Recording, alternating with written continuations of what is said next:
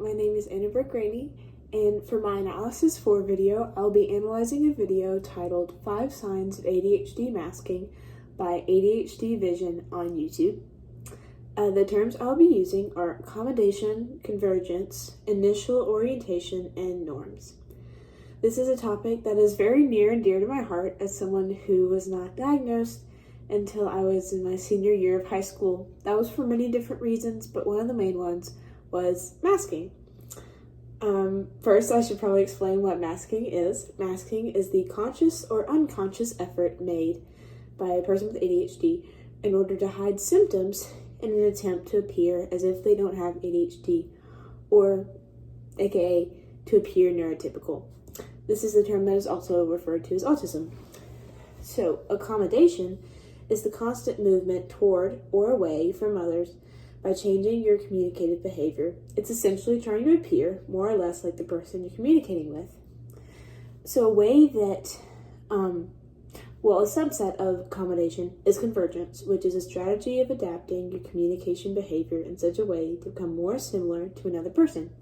So masking is essentially convergence for people with neurodivergency. Basically, it's you converging and you're trying to become more like somebody who doesn't have ADHD or the general public. So in the video, he goes over different actions and ways of changing communication to appear as if you don't have ADHD. So the first sign is staying too quiet or being overly careful about what you say. Typically, people with ADHD, a lot of them, including myself, get excited about certain topics and things and do not understand how loud they are speaking. It's just something that it takes more effort to register in your brain than somebody who doesn't have ADHD. So they make a conscious effort to be quiet. Second is obsessively checking your belongings, ... to make sure you don't lose things. That is something that I have to do as well. I have a specific basket, I'm looking at it right now, where I put my keys, because if I don't put it in that basket, I will lose them. Things enter my hands and then they disappear. But for other people, they don't have that problem. And a lot of symptoms of ADHD are seen as a nuisance for other people. They seem more bothered by it than you. And so you have to mask and converge to make sure that they're comfortable and that they're not bothered by your problems.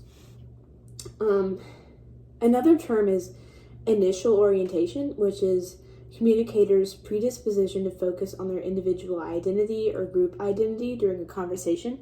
So during these examples of masking, the person with ADHD is using initial orientation where they're focusing on their individual identity as a person with ADHD, as opposed to the group identity of neurotypicals in the conversation. And that leads them to focus on that and to focus on trying to be like the other people. So the third one is reacting as you are expected, ... instead of how you feel inside. That ties into the staying too quiet also. A lot of times you get too excited about certain things, but it's not normal to be that excited, so you have to tone it down. The fourth is being overly conscientious about how clean your house looks. Definitely been there, because it's the norm to have a clean house, or at least tidy house, but that's a lot harder when you have ADHD.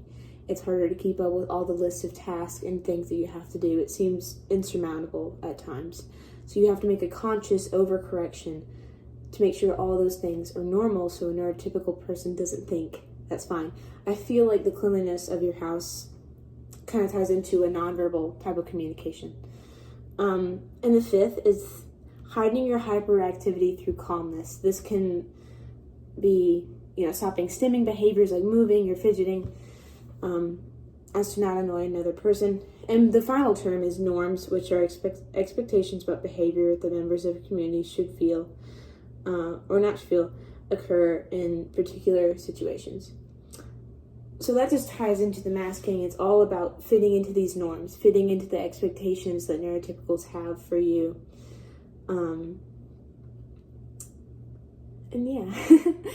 So, in conclusion, I think that people benefit from this, just helping to understand how the ADHD community is a community of people and how they differ from the norm. In a way, they are a muted group as well.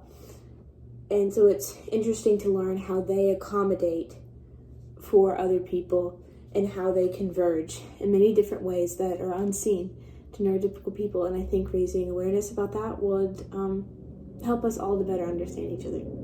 Thank you.